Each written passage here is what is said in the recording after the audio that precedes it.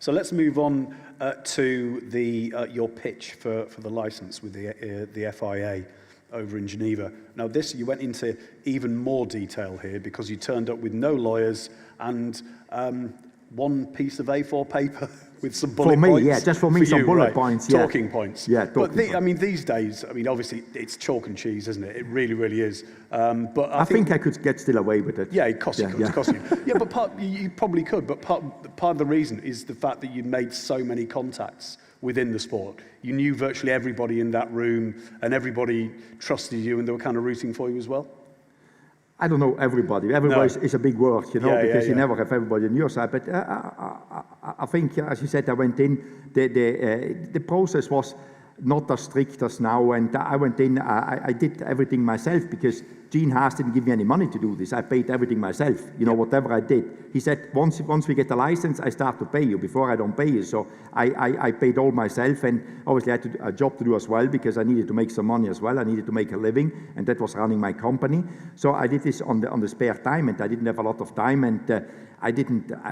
There's no need for me to do a big PowerPoint presentation if I know anyway what I have to talk about. And as you said, I knew roughly all the people. I know what to expect there. So we went there we flew to Geneva, then drove to, because the FIA has got a big office just over the border in France where the technical center is with a big meeting room. We go in there, it's like going to court, you know, 10 people sitting in front of you, looking all at you, and half of them you know pretty well, and you almost want to crack a joke, but it's too serious to crack jokes in there, you know. So we sat on the other side, obviously Gene, Joe Castor, and myself, and I started to do the presentation of one piece of bullet points, you know, and I talked.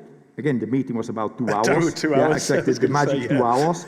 I talked 1 hour and 45 minutes, you know. Yeah. So, I mean, they asked a few questions to Gene as well, you know, about his business, where he makes his money. He has automation, you know, and he answered them quite correctly, everything. So everything was fine. And but it was a very, I mean, as you say, these days it wouldn't fly anymore. It's all too formal, you know. You need to, because there's a lot of lawyers checking everything what you do and what you don't do and stuff like this.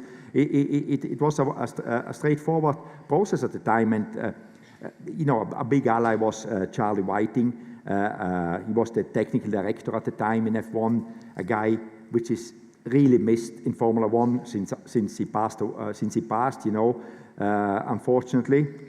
But you know, you go in there and make your presentation. But if you know what you're talking, it's not difficult to do, you know, because you say nothing can. You know, if they ask me a question, I will have the answer because this is what I did the last 2 years, prepare for this moment, you know. So we walk out there, and Gene, always being Gene, is always the glass is always half empty, you know. Is oh, you know, how did it go? I don't think it went well. I mean, I didn't see any problem. And by doing this, I think I got a text. I think it was a text and not a phone call from one of the people sitting. I call it the jury, you know. So saying, Guenther, I think how can we not give you a license after all the bullshit you told us, you know? So it was quite entertaining, you know. And because they decided, they sat down afterwards. They had all the. I think there was 3 teams which wanted the license. They sat down and decided there and then what they're going to do. And by knowing these people, somebody had to tell me. And obviously I tried to make Gene happy and say, I think we get a license. I'm pretty positive, because I couldn't say I was told, you know, because that would grassing a friend off, you know, that doesn't help me.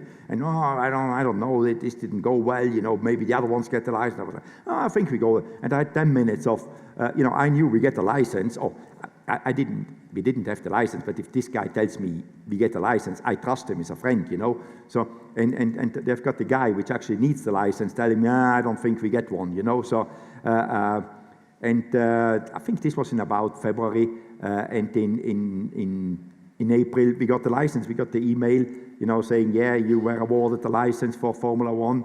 Hooray, hooray.